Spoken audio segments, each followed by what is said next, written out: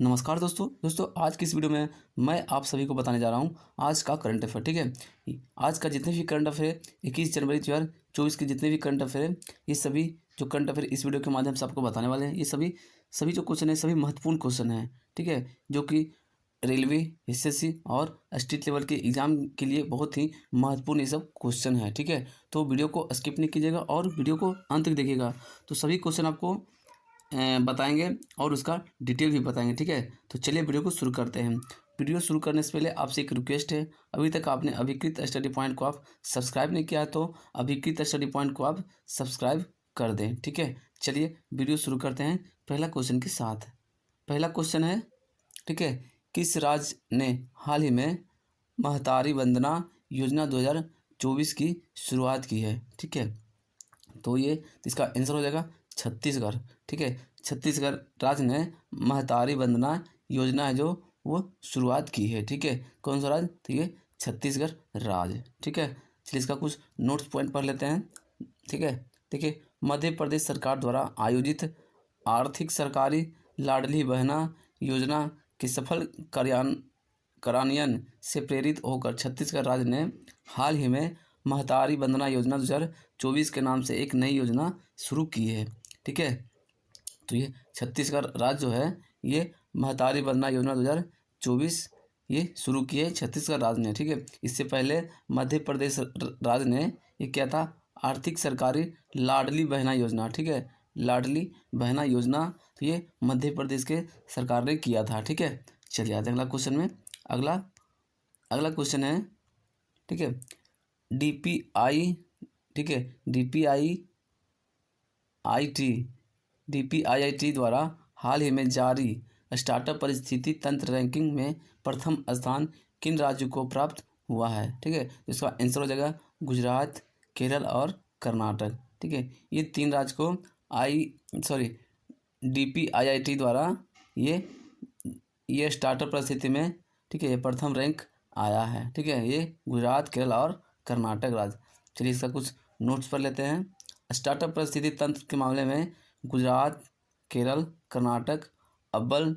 DPIIT ने जारी की रैंकिंग उभरते उद्यमियों के लिए स्टार्टअप पारिस्थितिकी तंत्र विकसित करने के मामले में गुजरात, केरल तथा कर्नाटक सबसे बेहतर प्रदर्शन करने वाला राज्य बनकर उभरा है। ठीक है, तो ये जो है डीपीआईआईटी द्वारा, ठीक है, इसके द्वारा ये स्टार्टअप पारिस्थितिकी तंत्र रैंकिंग किया जाता है। इसमें से गुजरात, केरल और कर्नाटक जो है ये प्रथम स्थान लाया है। ठीक है, चलिए आ जाते हैं अगला क्वेश्चन में। अगला क्वेश्चन है, भारत में पहली बार दुर्लभ तिब्बती भूरा भालू कहाँ पर देखा गया है? ठीक है, तो इसका आंसर हो जाएगा सिक्किम के पहाड़ी इलाकों में। ठीक है, सिक्किम के पहाड़ी इलाकों में है जो ये भारत की पहली बार दुर्लभ तिब्बती भूरा भालू देखा गया है। ठीक है, ये तिब्बती भालू कहाँ देखा गया, किस राज्य में देखा गया है? ठीक है, तिब्बती भालू किस राज्य में देखा गया है? तो ये सिक्किम राज्य में देखा गया है, लेकिन सिक्किम के पहाड़ी इलाकों में देखा गया। ठीक है, किस राज्य होगा तो ये सिक्किम राज्य हो जाए। ठीक है, चलिए इसका कुछ नोट्स पर लेते हैं। भारत में पहली बार तिब्बती भूरा भालू देखा गया है। ठीक है, सिक्किम वन विभाग और ये WWF इंडिया ने सिक्किम के पहाड़ी इलाकों में इस दुर्लभ प्रजाति के भालू को अपने कैमरे में कैद किया है। ठीक है, चलिए आते हैं अगला क्वेश्चन में। अगला क्वेश्चन है, वित्त वर्ष 2022-23 में वित्तीय रिपोर्टिंग में उत्कृष्टता के लिए ICAI पुरस्कार किस कंपनी ने जीता है? ठीक है, इसका आंसर हो जाएगा REC लिमिटेड। ठीक है, REC लिमिटेड है जो जिसने, ठीक है, उत्कृष्ट मतलब कि ICAI पुरस्कार जीता है। ठीक है, ये वित्त वर्ष 2023 में, ठीक है, 22-23 में इसने जीता है, उत्कृष्ट पुरस्कार जीता है ICAI द्वारा। ठीक है, ये किस कंपनी जीता है? तो ये REC लिमिटेड ने जीता है। ठीक है, चलिए आते हैं अगला क्वेश्चन में। इसका कुछ नोट पॉइंट पढ़ लेते हैं। REC लिमिटेड ने वित्त वर्ष 2022-23 में वित्तीय रिपोर्टिंग में उत्कृष्ट के लिए ICAI पुरस्कार अपने नाम किया है। ये कौन किया है? तो ये REC लिमिटेड ने। ठीक है, चलिए अगला क्वेश्चन में आ जाते हैं। अगला क्वेश्चन है, हाल ही में किस देश की कंपनी ने एक बार चार्ज करने पर 50 साल तक चलने वाली बैटरी बनाई है? इसका आंसर हो जाएगा चीन के कंपनी ये बीटा वोल्ट टेक्नोलॉजी ने, ठीक है। ये चीन की एक कंपनी है, ठीक है। चीन के एक कंपनी है। कौन कंपनी है ये? बीटा वोल्ट एक कंपनी है जिन्होंने एक 50 साल तक चलने वाली बैटरी को यह बनाया है, ठीक है। 50 साल तक बैटरी चलेगा, वो चीन के बीटा वोल्ट टेक्नोलॉजी के द्वारा यह विकसित किया गया है, ठीक है। चलिए इसका कुछ नोट पर लेते हैं। चीन के न्यूक्लियर बैटरी के साथ एक नया इनोवेशन किया है, ठीक है। ये बीटा वोल्ट ने एक न्यूक्लियर बैटरी बनाई है जिसे स्मार्टफोन और ड्रोन में इस्तेमाल किया जा सकेगा। यह बैटरी सिंगल चार्ज में यह 50 साल तक चलेगी, ठीक है। तो कोई भी एंड्रॉयड फ़ोन हो या ड्रोन के लिए इस्तेमाल ये किया जाएगा बैटरी। जो ये कंपनी क्या है? ये बीटा वोल्ट कंपनी है, ठीक है। इसने एक न्यूक्लियर बैटरी बनाई है, ठीक है। एक न्यूक्लियर बैटरी बनाई है जो एक बार चार्ज होगा तो वो 50 साल तक चलेगी बैटरी, ठीक है। तो ये पूछा जाएगा क्वेश्चन। ये जो क्वेश्चन है ये इंपॉर्टेंट क्वेश्चन है, ठीक है। पूछा जा सकता है क्वेश्चन 50 साल तक चलने वाली 50 साल चलने वाली बैटरी को तैयार किस देश ने किया है? तो चीन देश ने किया है, ठीक है। किस कंपनी ने तैयार किया है? ये बीटा वोल्ट टेक्नोलॉजी ने किया, ठीक है। चलिए आते हैं अगला क्वेश्चन में। अगला क्वेश्चन है एसबीआई को पछाड़ कर देश के सबसे मूल्यवान पीएसयू कौन सी कंपनी बन गई है? ठीक है, इसका आंसर हो जाएगा एलआईसी, ठीक है। एलआईसी है जो एसबीआई को पछाड़ कर, ठीक है, एसबीआई को पछाड़ कर पीएसयू कंपनी बन गई है, वो एलआईसी बन गई है, ठीक है। चलिए इसका नोट पढ़ लेते हैं। Life insurance corporation of India, इसको एलआईसी ही बोलते हैं, मार्केट कैप के मामले में भारतीय स्टेट बैंक, ठीक, भारतीय स्टेट बैंक जिसको एसबीआई के पीछे छोड़ते हुए सबसे मूल्यवान पीएसयू यानी कि पब्लिक सेक्टर अंडरटेकिंग बन गई है, ठीक है। पीएसयू का मतलब हो गया पब्लिक सेक्टर अंडरटेकिंग, ठीक है। पब्लिक, इसका आंसर ये हो जाएगा, ठीक है, पब्लिक सेक्टर अंडरटेकिंग, ठीक है। इसका फुल फॉर्म हो जाएगा, ठीक है। वो कौन बन गया है? वो एलआईसी बन गया है, ठीक है। चलिए अगला क्वेश्चन में आ जाते हैं। अगला क्वेश्चन है एशिया के सबसे बड़े विमानन एक्सपो विंग्स इंडिया 2024 का आयोजन कहाँ किया जा रहा है? इसका आंसर हो जाएगा हैदराबाद में, ठीक है। इसका आंसर हो जाएगा हैदराबाद में एशिया का सबसे बड़ा विमान एक्सपो, ठीक है। एशिया का सबसे बड़ा विमान एक्सपो जो विंग्स इंडिया 2024 का आयोजन हो रहा है वो हैदराबाद में हो रहा है, ठीक है। चलिए इसका नोट पर लेते हैं। भारतीय विमान क्षेत्र 3A का प्रतीक है, ठीक है। एक्सेसाइबिलिटी, ठीक है, अवेलेबिलिटी और अफोर्डेबिलिटी एशिया में नागर विमान क्षेत्र का सबसे बड़ा मंत्र मुग्ध करने वाला 4 दिवसीय आयोजन विंग्स इंडिया 2024 का आयोजन हैदराबाद में प्रारंभ हुआ है, ठीक है। हैदराबाद में ये प्रारंभ हुआ है। चलिए आ जाते हैं अगला क्वेश्चन में। अगला क्वेश्चन है विश्व आर्थिक मंच भारत के किस राज्य में स्वास्थ्य देखभाल और जीवन विज्ञान पर आधारित केंद्र स्थापित करेगा? इसका आंसर हो जाएगा तेलंगाना, ठीक है। तेलंगाना है जो विश्व आर्थिक मंच, ठीक है, स्वास्थ्य देखभाल और जीवन विज्ञान पर आधारित केंद्र स्थापित करने जा रहा है वो तेलंगाना राज्य, ठीक है। चलिए इसका कुछ नोट पर लेते हैं। भारत में तेलंगाना सरकार और विश्व आर्थिक मंच ने चौथी औद्योगिक क्रांति केंद्र ये तेलंगाना में स्थापित की है, ठीक है। तेलंगाना में स्थापित किया गया है। चलिए अगला क्वेश्चन में आ जाते हैं। अगला क्वेश्चन है, ठीक है, अगला क्वेश्चन है भारत की पहली सौर ऊर्जा से चलने वाली नाव का संचालन किस नदी में किया जाएगा?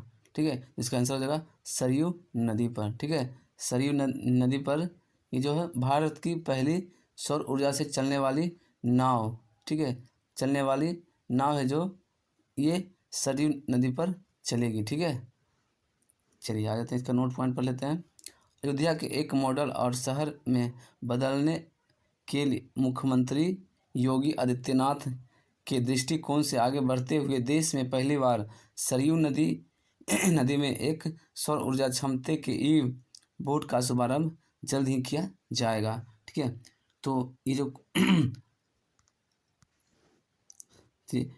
उत्तर प्रदेश में, ठीक है, उत्तर प्रदेश राज्य में सौर ऊर्जा सच में ई वोल्ट का शुभारंभ किया जा रहा है। ठीक है, ये शुभारंभ कौन का किए हैं, तो ये इसका शुभारंभ उत्तर प्रदेश के मुख्यमंत्री योगी आदित्यनाथ ने किए हैं। ठीक है, जो उद्घाटन किए थे वो, और जो सरयू नदी पे जो है ये सौर ऊर्जा से चलने वाली पहली नाव जो है वो सरयू नदी पर चलेगी। ठीक है, चलिए अगला क्वेश्चन में आ जाते हैं।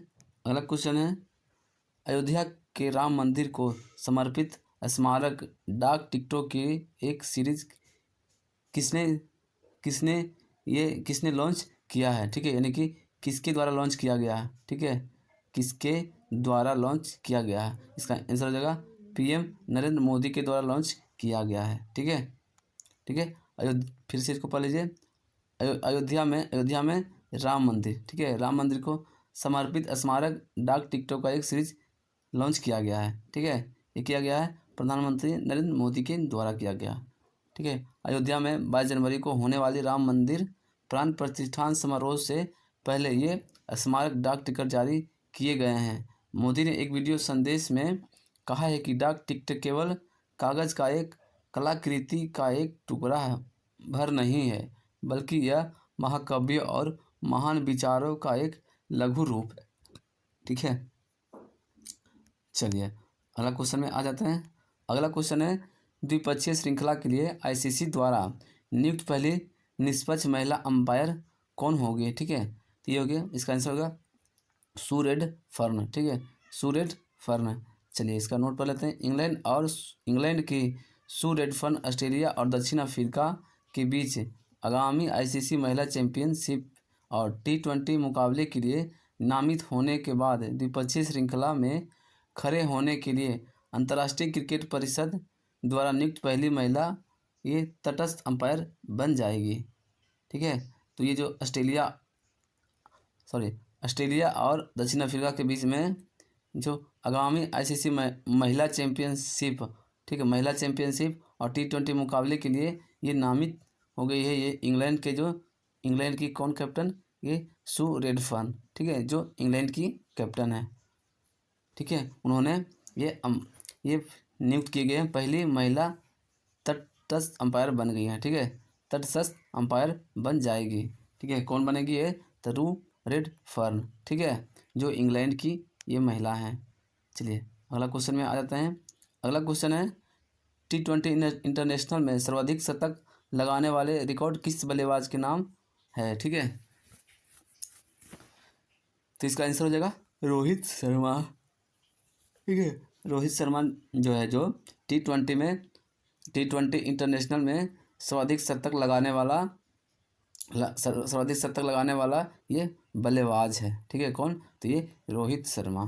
ठीक है, चलिए रोहित शर्मा T20 इंटरनेशनल में 5वां शतक लगाया है। अफगानिस्तान के खिलाफ बंगलौर में खेले जा रहे तीसरे T20 में रोहित शर्मा ने 69 गेंद में 11 चौके और 8 छक्के की मदद से 121 रन, जो कि नवाद रनों की पारी से खेली थी। ठीक है, तो रोहित शर्मा जो है वो सर्वाधिक शतक लगाने वाला बल्लेबाज है। किसमें, तो ये T20 इंटरनेशनल मैच में। ठीक है, चलिए दोस्तों, आज हमने आपको इस वीडियो के माध्यम से आप सभी को आज का करंट अफेयर आपको बताए हैं। ठीक है, तो आपको अगर वीडियो अच्छा लगा होगा तो वीडियो को एक लाइक ज़रूर कर दीजिए। ठीक है, और आप हमें कमेंट करके बताइए कि आज आपको सबसे बेस्ट क्वेश्चन कौन लगा।